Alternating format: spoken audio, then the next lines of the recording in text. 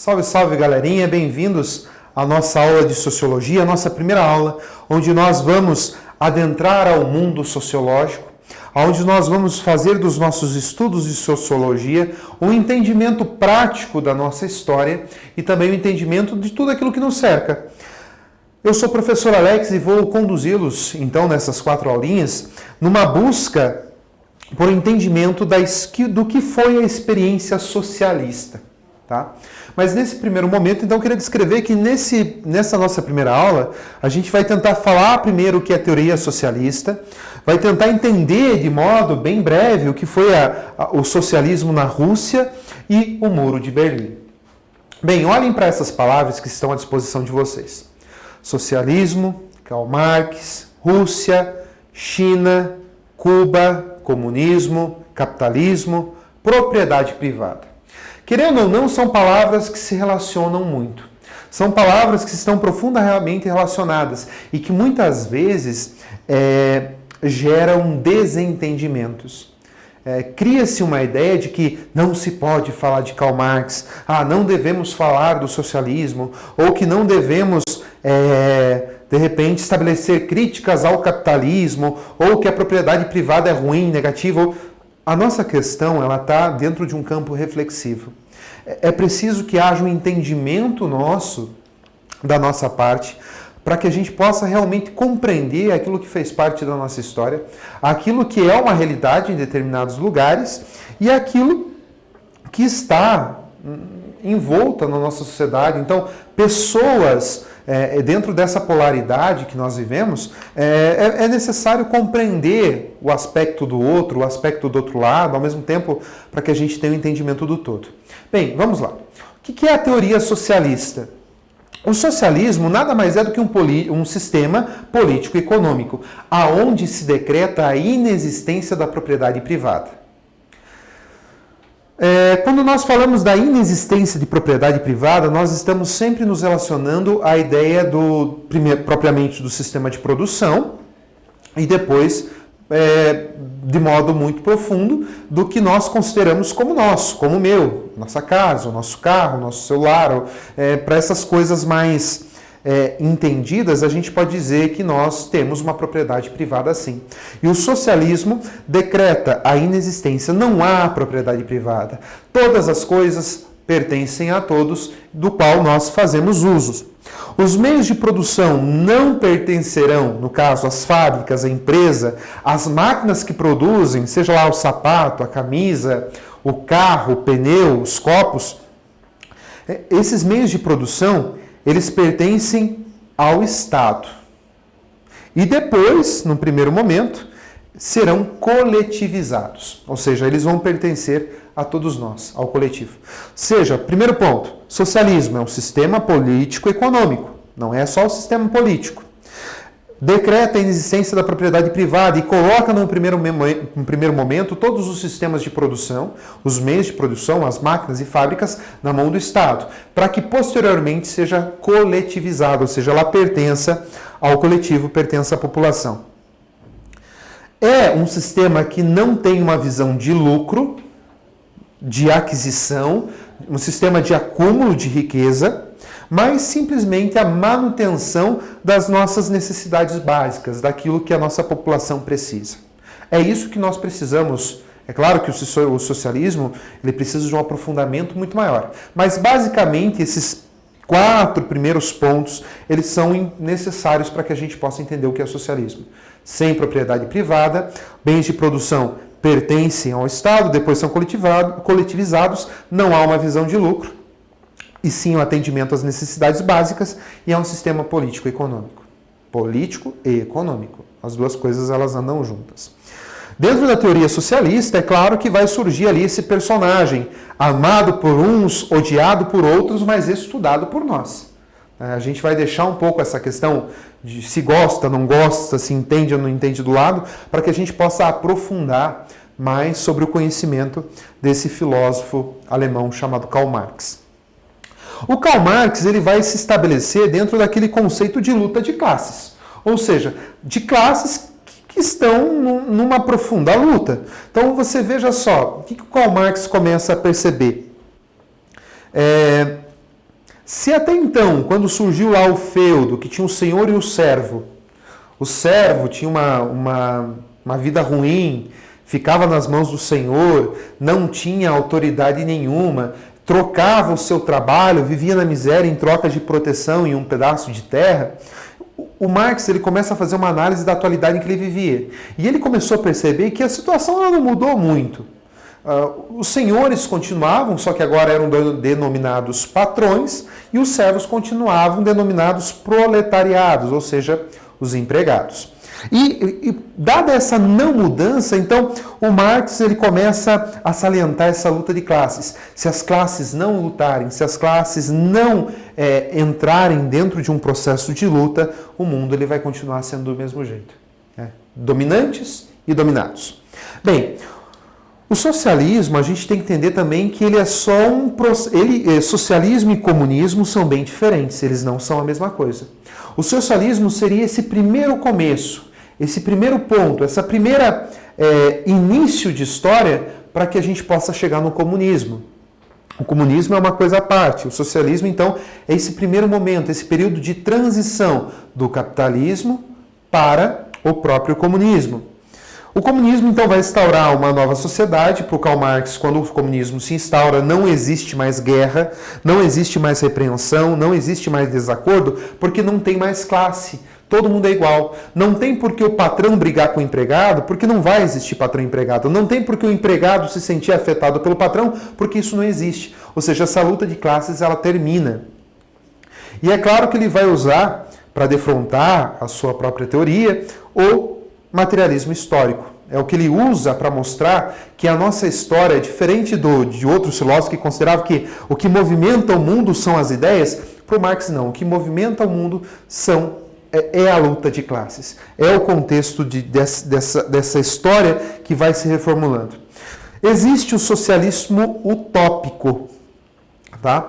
O socialismo utópico é o Marx estabelece uma crítica porque justamente fica idealizando uma sociedade muito sonhadora, muito idealizada demais, e não é uma sociedade muito abstrata e que não vai fazer parte da realidade. É por isso que ele instaura então o socialismo científico.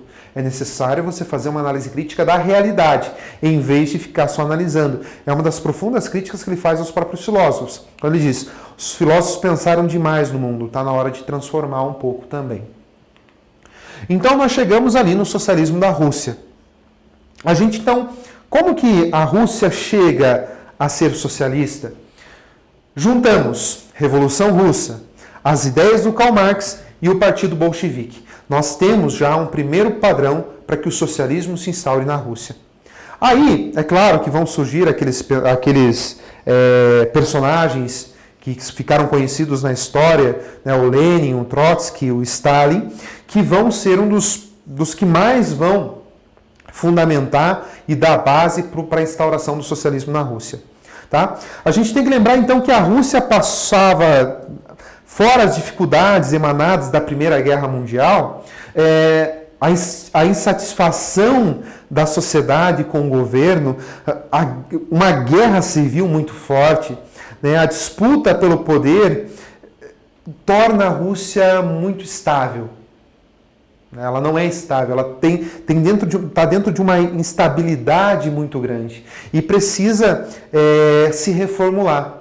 Como a Rússia, então, desestabilizada, afetada por acontecimentos sociais, como a guerra, afetada pela guerra civil, a disputa pelo poder, os czares já não mais representavam o povo, se instaura então o socialismo na Rússia. Então, todo esse processo histórico que vai acontecendo proporciona que o socialismo na Rússia se instaure.